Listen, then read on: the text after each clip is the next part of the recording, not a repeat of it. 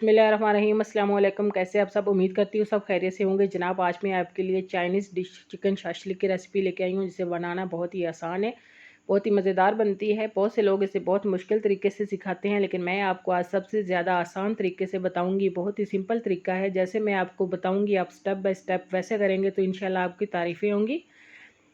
तो अब चलिए चलते हैं रेसिपी की तरफ। सबसे पहले मैंने लिया है चिकन। मैंने आधा किलो लिया है, बोनलेस चिकन लिया है मैंने। आप छोटे छोटे क्यूब्स में इसे काट लें। 1 टेबलस्पून भर के इसमें जाएगा अदरक लहसुन का पेस्ट।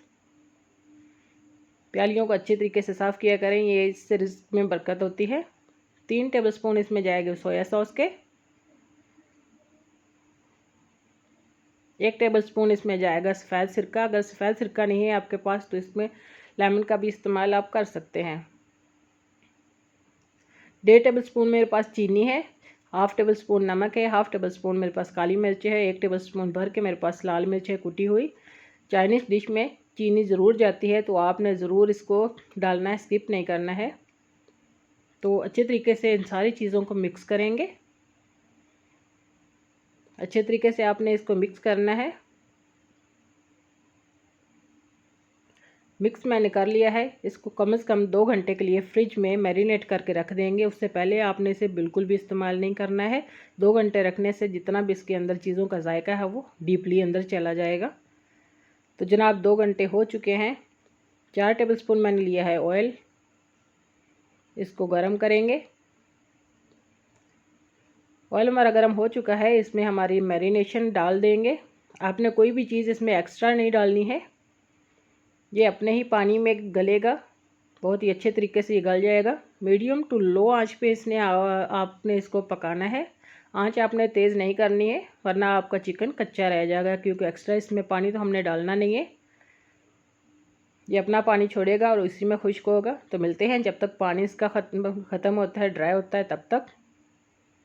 तो जनाब तकरीबन पानी इसका काफ़ी हद तक ड्राई हो चुका है, चिकन भी हमारा गल चुका है। देखिए बहुत ही मज़ेदार, इतनी ज़बरदस्त खुशबू आना स्टार्ट भी होगी है माशाल्लाह। आप बनाएंगे आपका दिल खुश हो जाएगा। अब जाएंगे इसमें सब्ज़ियां। प्याज हैं मेरे पास, शिमला मिर्ची और टमाटर हैं। इनको मैंने इस क्यूब्स में काट लिया। आपने सेम इसी तरह से काटना है, बारीक आपने बिल्कुल भी नहीं काटना है। और इन सब्ज़ियों को आपने तेज़ आंच पे 4 मिनट के लिए पकाना है।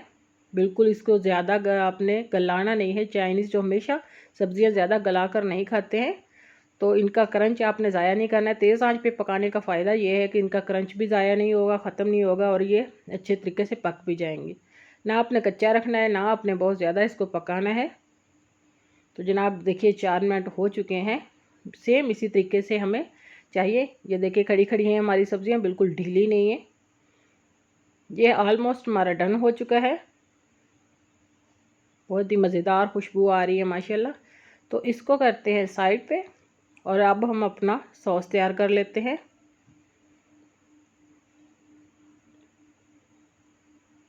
दो टेबलस्पून मैंने लिया है ऑयल।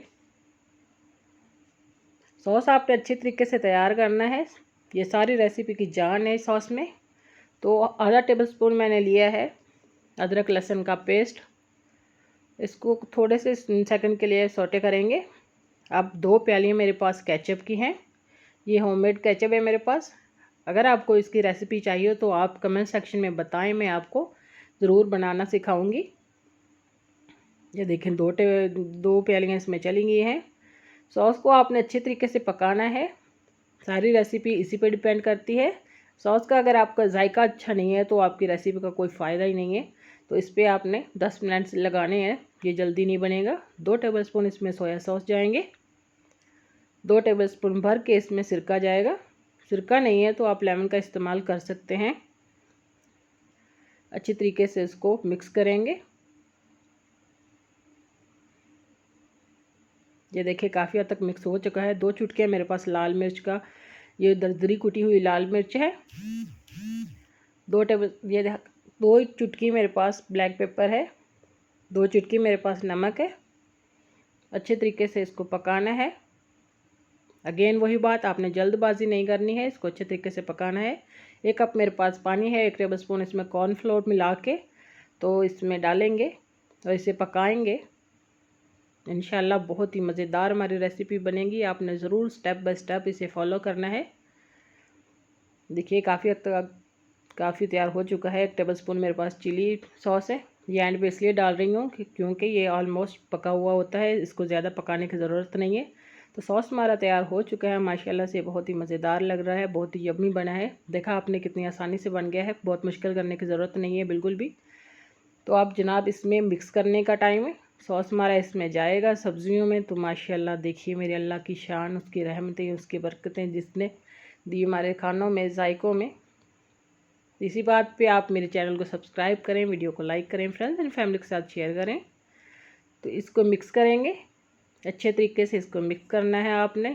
یہاں پہ اس پوائنٹ پہ آپ کو زیادہ پکانے کی ضرورت بالکل بھی نہیں ہے، سوس بھی ہمارا پکا ہوا ہے، سبزیاں بھی ہماری پکی ہوئی ہیں، چکن بھی گلا ہوا ہے، تو اس کو پکانے کی آپ کو بالکل بھی ضرورت نہیں ہے۔ دیکھا آپ نے کتنی آسانی سے، کتنی جھٹ پٹ بن گیا ہماری ریسیپی۔ آپ نے ضرور ٹرائی کرنا ہے اور کمنٹ سیکشن میں مجھے بتانا ہے کہ آپ کو میری ریسیپی کیسی لگی ہے۔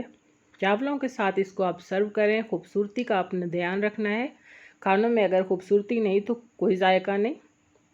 چلیے چلتی ہوں، دعا میں یاد رکھیے گا، انشاءاللہ پھر لوٹ کے آؤں گی نئی اور زبردست ریسیپی کے ساتھ۔ تب تک کے لیے ڈھیر ساری دعا میں یاد رکھیے گا، اپنا ڈھیر سارا خیال رکھیے گا اور مجھے بھی دعا میں یاد رکھیے گا۔